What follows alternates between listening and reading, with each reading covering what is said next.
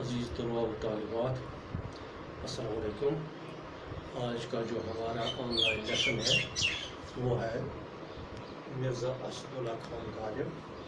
چونکہ آج کل ہم درسی کتاب میں، اردو کی درسی کتاب میں حصہ نظم پڑھ رہے ہیں، تو مرزا اسد اللہ خان کی غزل سے پہلے یہ ضروری ہے ہم ان کی حالات زندگی اور شاعرانہ خصوصیات پر بات کریں گے۔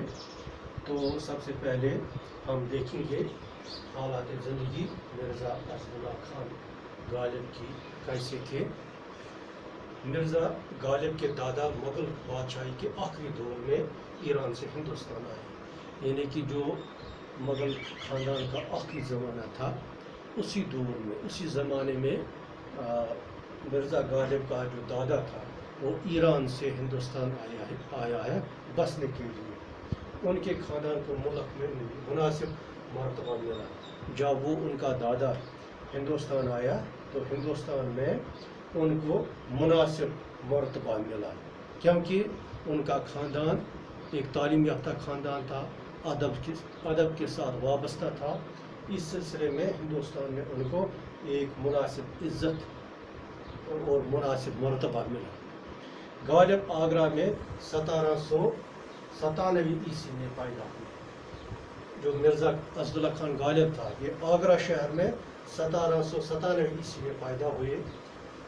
دادا، باپ اور چچا کی موت کی وجہ سے غالب بچپن ہی میں بڑی حد تک تنہا رہ گئے، چونکہ بچپن میں ہی مرزا غالب کے جو دادا تھے، باپ تھے، چچا تھے، ان کی موت کی وجہ سے غالب بچپن ہی میں بڑی حد تک تنہا رہ گئے۔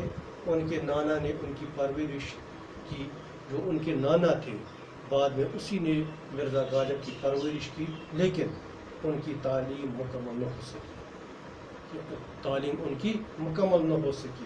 13 سال کی عمر میں غالب کی شادی دہلی کے ایک معزز خاندان میں ہوئی۔ ان کی عمر، مرزا غالب کی عمر ابھی 13 سال ہی تھی، ان کی شادی دہلی کے ایک معزز، ایک عزت والے خاندان میں ہوئی۔ شادی کے کچھ عرصہ بعد غالب آگرہ سے دہلی آ گئے۔ جب انہوں نے شادی کی، شادی کے بعد وہ آگرہ سے دہلی آ گئے اور آخری دم تک یہیں رہے، تو باقی زندگی جو غالب کی تھی وہ انہوں نے دہلی میں ہی گزاری۔ غالب کے آخری دن لمبی بیماری کی وجہ سے تکلیف میں گزرے۔ جو غالب کا آخری زمانہ تھا، آخری دن تھے، کیونکہ ان کو ایک لمبی بیماری پڑی آخر میں، تو اس بیماری کی وجہ سے ان کے جو آخری دن تھے وہ تکلیف میں گزرے، لیکن ان کی مزاج کی شوخی اور ذہن کی تازگی آخری وقت تک برقرار ہے۔